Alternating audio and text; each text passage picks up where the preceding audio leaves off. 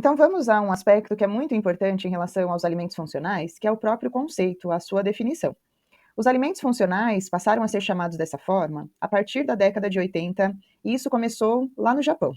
Principalmente porque se notava o desenvolvimento de determinadas doenças a partir de um aumento na expectativa de vida.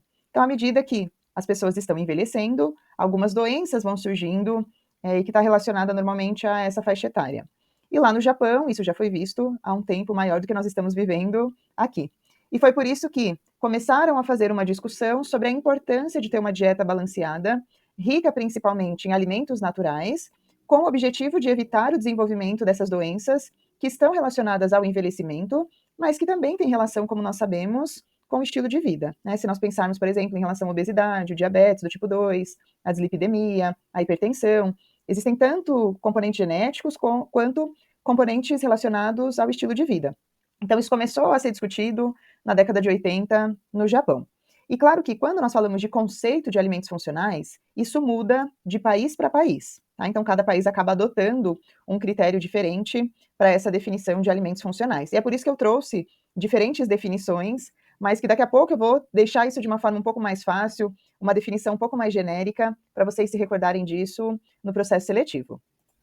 Então, essa primeira definição, pessoal, que eu trouxe aqui, é a definição que foi publicada por Bernardes et al. Em 2010, e que se considera alimento funcional aquele alimento que apresenta uma ação metabólica ou fisiológica que contribua para a saúde e diminua a chance, né, o risco de desenvolvimento de morbidades crônicas. Além disso, esse alimento funcional, ele deve integrar a alimentação usual, então deve fazer parte da dieta daquela população especificamente, e deve apresentar efeitos positivos em quantidades não tóxicas, perdurando mesmo após a suspensão da sua ingestão.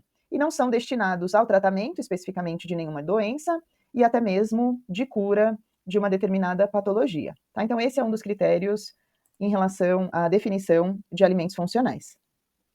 Pessoal, eu trouxe uma outra definição que é adotada aqui no nosso país, mais especificamente, devido à publicação na portaria número 398 da Secretaria de Vigilância Sanitária do Ministério da Saúde, uma publicação de 1999, que diz o seguinte: alimento funcional é todo aquele alimento ou ingrediente que, além das funções nutricionais básicas, quando consumido em uma dieta usual, produz efeitos metabólicos ou fisiológicos benéficos à saúde, devendo ser seguro para o consumo humano, sem supervisão médica.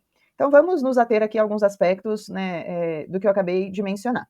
Quando ele diz que todo aquele alimento ou ingrediente, além das funções nutricionais básicas, ele está dizendo que o alimento funcional, ele contém outras substâncias, além de carboidratos, proteína, lipídios, vitaminas, minerais, fibras. Então, o alimento funcional é aquele que tem uma substância bioativa, ou também pode ser chamado de composto bioativo, que vai para além dessas funções nutricionais básicas.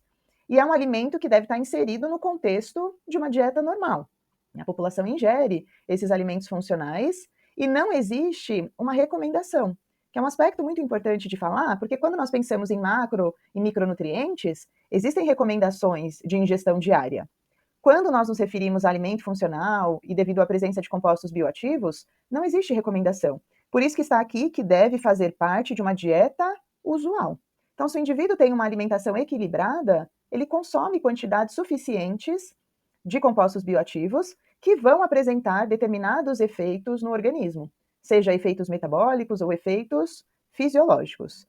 E por não se tratar, né, de um suplemento, nós estamos nos referindo a um alimento funcional, isso deve fazer parte de uma dieta, deve ser seguro, sem que haja nenhum tipo de supervisão, né? Porque a ingestão é habitual, está dentro do que o indivíduo normalmente consome.